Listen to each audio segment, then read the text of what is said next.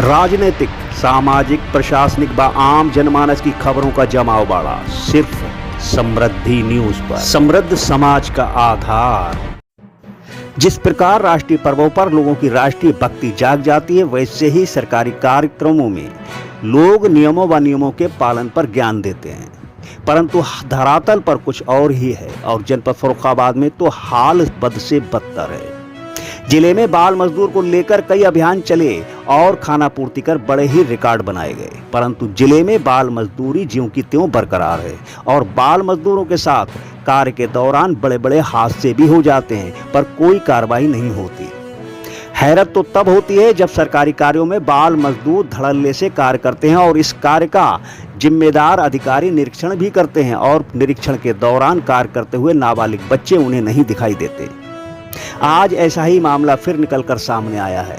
केंद्र सरकार की योजना स्वच्छ भारत मिशन के तहत निर्माणाधीन शौचालय में मजदूरी करने गए नाबालिग किशोर को सांप ने डस लिया। हद तो तब हो गई, सांप ने किशोर को एक दो बार नहीं पूरे 4 बार डसा, जिससे उसकी हालत गंभीर हो गई और जब किशोर की हालत ज्यादा बिगड़ी तब हड़कंप मच गया।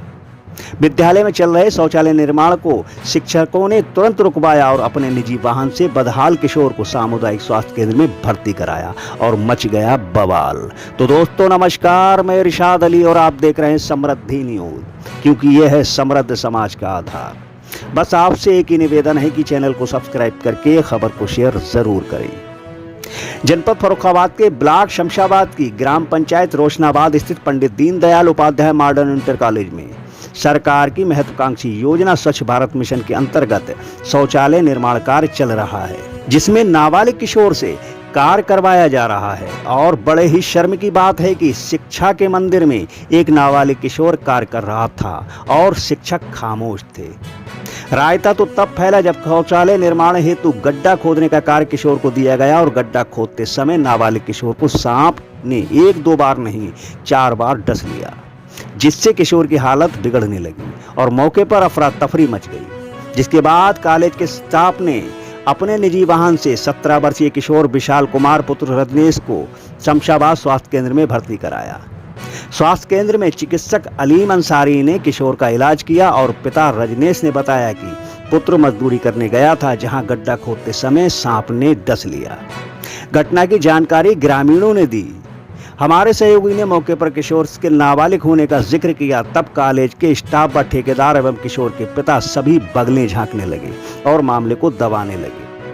अब सवाल ये खड़े होते हैं कि क्या जिले में इसी प्रकार नाबालिग बच्चे मजदूरी करते रहेंगे और जिम्मेदार खामोश रहेंगे? आखिर इस हादसे का जिम्मेदार कौन है?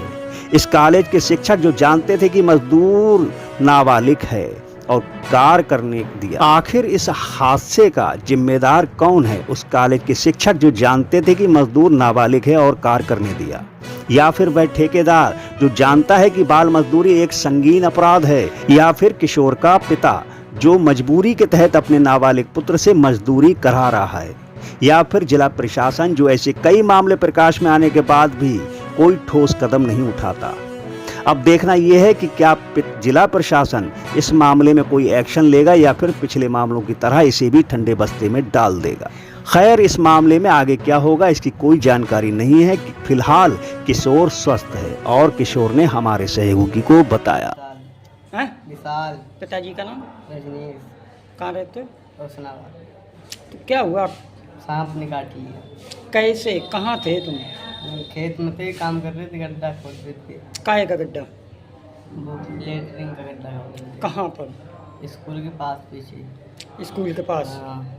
फिर तो सांप बाइक कर